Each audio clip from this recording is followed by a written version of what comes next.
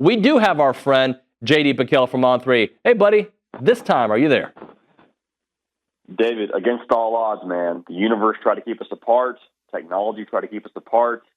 But here we are, and it feels right. It feels like this is our moment, man. I'm glad to be on with you. Well, I'm happy to have you on the show. As I was tap dancing, I was trying to kind of present the why you were high on A&M in July and why you might be a little bit higher now. So I'll give you the floor. Why were you so high on A&M then, and where are you now with them? Well, it's funny. I remember you and I speaking at Media Days, not this past year, but the year before when they had it in Dallas. And we're talking about the Elko hire, and we're talking about, what his prospects are at A&M to have early success. And I remember you and I talking about this idea of building a culture. And it sounds cliche because everyone in college football loves to talk about culture when you have a jump from one year to the next. But that was kind of the excitement with Elko when he got hired for you and I was, hey, he brings these things, just what you spoke to a moment ago on the show when we were getting me on the air, is the little things that end up making a big difference. Like the best example I can think of that I've seen firsthand is Matt Rule and his time at Baylor.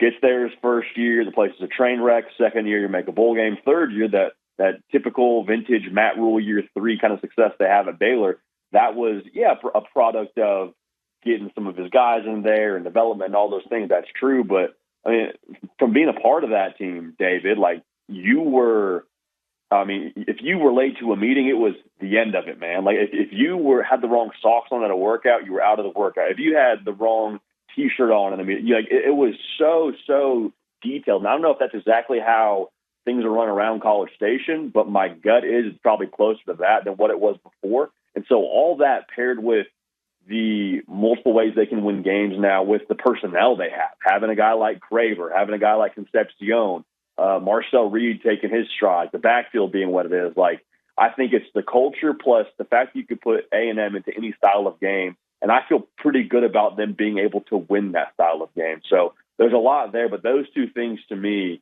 are the things that I think we're seeing right now in the month of October for A&M, which is why I think you should feel better about them down the stretch than maybe other years before.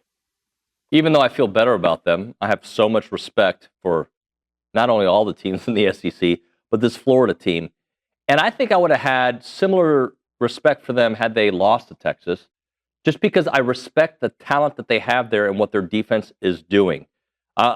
Concerned is maybe not overly concerned, but I'm watching this game and I'm like, this is a game that if you have some of those early mistakes and Florida's able to capitalize, it may not be as easy to flip the script. How do you see this game playing out, JD?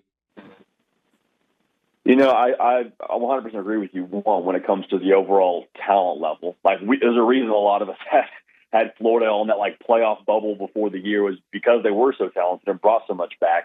I like A&M a lot more in this spot after Florida beating Texas than if Florida had played Texas close and Texas ekes out an ugly one in the swamp. Because now I think for A&M, you don't have to squint to see Florida being a problem when you're prepping for them during the week. Like Mike Elko and Colin Klein don't have to, convince their team, hey, this is a good football team now. Hey, look at the line of scrimmage. They can beat you if you don't bring your best. So I think that paired with the tests we've seen A&M pass already to this point in the year, being able to handle success after a bye week with a win over Notre Dame, win call a spade here, a somewhat ugly game against Auburn at home, and then to have an ugly first half in the Mississippi State game and then finish strong. So to me, I think this is going to be a lot more A&M run the football by displacement rather than domination. I think you'll see a lot of what you saw against Mississippi State with Craver on the perimeter with the jet sweep stuff. I think you'll see a lot of the misdirection and then back the other way with Ruben Owens and Moss. So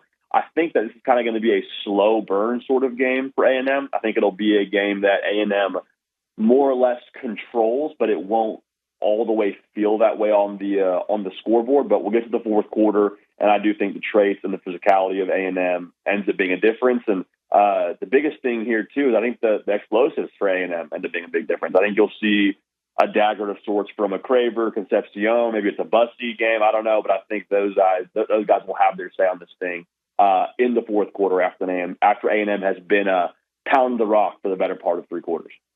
JD, it's too early in his career to know exactly, but when you look at DJ Lagway, how different of a quarterback is he at home versus on the road? That's a great question. My lean is, I don't even know if it's so much about road versus home. And this is not to cop out of your question, but having Dallas Wilson in the lineup, whether you're on neutral side, home, away, I think that was honestly the biggest difference that we saw from him. But to answer your question more directly, I do think there's something to the psyche of a young quarterback. When it comes to playing in tough road environments and having that home environment at your back. So I think that as he progresses, I think we see this a lot of quarterbacks, as they progress, the home and away part of it starts to matter less and less. And it's a lot more about, hey, can your weapons handle it? Like Carson Beck's a great example. When they went to Tallahassee last weekend, I wasn't asking the question, is Carson Beck going to be able to handle this environment? It was more so, hey, what's a true freshman like Malachi Toney going to be feeling when he trots out there and they got the war chant going and, they got 100,000 people screaming against him for the first time in his career. So I think with Lagway, he is obviously a better quarterback at home, but some of that I'm not so sure is due to just having a Dallas Wilson in the lineup and being able to just be more comfortable overall with that setting in general. JD, I have our interns in the back sometimes come up with segment ideas. I like this one. I'll just throw it at you. Coaches that have disappointed in 2025. I can throw you some names and tell me how you feel about the job that they're doing so far. We'll start off with an easy one, James Franklin. Yeah, I mean, we could name this whole segment James Franklin, couldn't we? I mean, holy smokes. The thing that's most alarming to me, David, about where Penn State's at right now is Penn State has always had allergies. It's been seasonal every year, top 10 team around this time. You play them, and it's like, hey, is this the year for Penn State? Nope, they got the sniffles. Oh, well, we don't fault them too much. They're not sick, but, it's a top 10 team. It's James Franklin. It's Penn State. But we have never, at least in recent history, said anything about, well, hey, Penn State should not have lost that game against that team. Hey, Penn State, they usually show up for games or at least play how they're supposed to play in games against teams of lesser caliber, lesser opponents. And so for them to trot out there and not just lose to a team they should have beaten, but lose to a team that hadn't won a game yet, playing teams like UNLV and UCLA, that to me makes me think, hey, maybe it's not just allergies. Maybe there's a real illness here. Because the thing that also is paired with that is after you lose to Oregon in that setting with the whiteout behind you and all the buildup of that's supposed to be your moment if you're James Franklin on that team, I would hope that week of practice following is the most urgent, is the most dialed in. We see them do what Ohio State did last year where they flipped the switch post-Oregon loss, and we saw the exact opposite. So I'm questioning what's happening during the week after that loss. What are the conversations like in the team room? What's going on during workouts as we get ready for that game? So all those things, that's what raises the eyebrows to me. Penn State could definitely still go out and beat Ohio State, beat Indiana, and make it to the college football playoff, but I'm curious if they're not more sick than allergic to these top 10 teams they're playing and this season in general with what Penn State is. All right, another one for you, Sark. I don't think it's a Sark thing so much as it is a underestimation or overestimation rather of what that roster is. My big thing going into the year was, hey, I trust Sark. I trust the pieces around Arch Manning. So for that reason, Arch Manning doesn't have to be all that great for Texas to get to where they want to go, which is Atlanta and beyond for the Longhorns this year.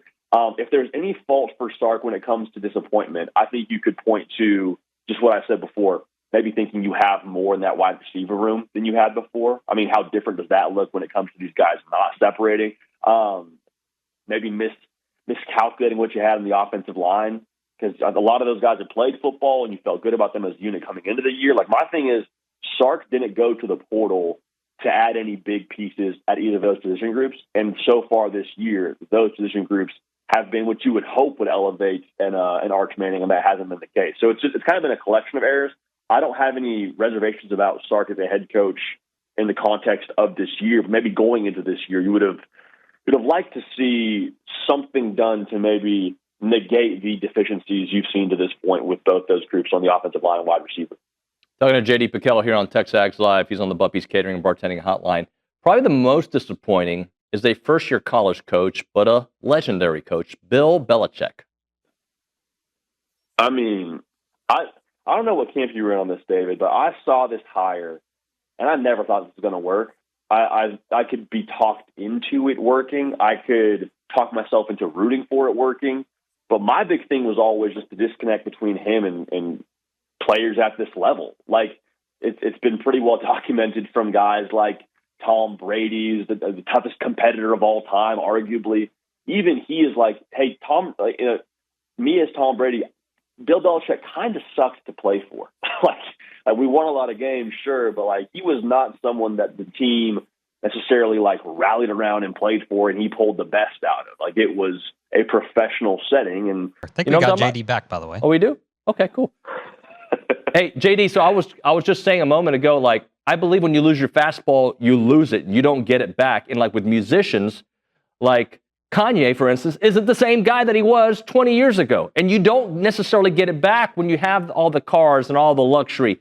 Bill Belichick, I'm not saying that's what happened to him, but he lost it. He lost his messaging. He lost his authority. He lost his impact in a locker room. And I don't think you get it back when you lose it. I know there are cases where people have, but it's very rare in my opinion.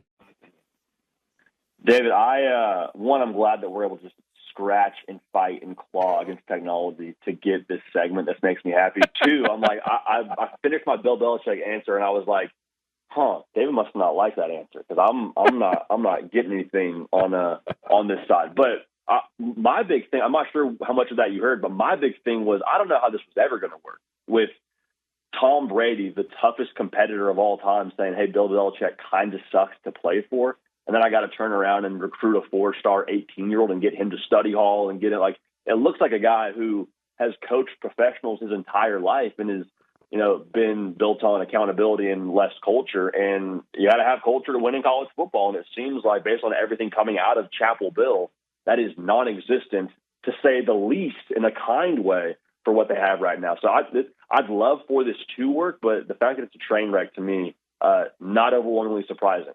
All right, last thing for you. Texas OU. We talked about Sark. Let's talk about Venables, who's kind of turned things around. Like, the defense is awesome. He got the right guy for his quarterback in John Mateer, and Arbuckle's doing a great job. We'll see if Mateer plays this weekend. How does this game play out, JD? Can we spotlight TexAgs for a second for potentially breaking some news on John Mateer's playing status? I mean, I'm sure you probably clocked all this, but the post that came from, I believe it was the tortilla presser at Chipotle's father, saying that John Mateer, and cut me off, David, if I'm just being redundant here, but the post that said, hey, my son works at Chipotle in Norman. He said John Mateer told him he's playing this weekend. A selfie gets out of that. Like, TexAgs potentially now breaking some news on that this weekend. I digress. I think that Texas needs this one. I think Texas needs this one. I think that Arch potentially now all the things said about him throughout the course of this year. I wonder if maybe that Florida game doesn't burst the pressure bubble for him a little bit, because if it is truly upstairs for my guy after the Ohio State loss, okay, everyone's talking bad about you, but you got a couple of weeks to get right. After that Florida loss, I think a lot of people have since sold their Arch Manning stock, and they're very much so in the right to do so. But I wonder if that lack of pressure, hopefully internally for Arch, can allow him to play a little bit more free. I think Texas in desperation mode wins this game. But if John Mateer plays, which is my massive caveat, John Mateer plays, I'll take Oklahoma, but I can't predict that right now, so I'll take Texas. JD, you're the best, buddy. Thanks so much for your time. Appreciate y'all battling with me, man. Appreciate y'all. Have a great Saturday.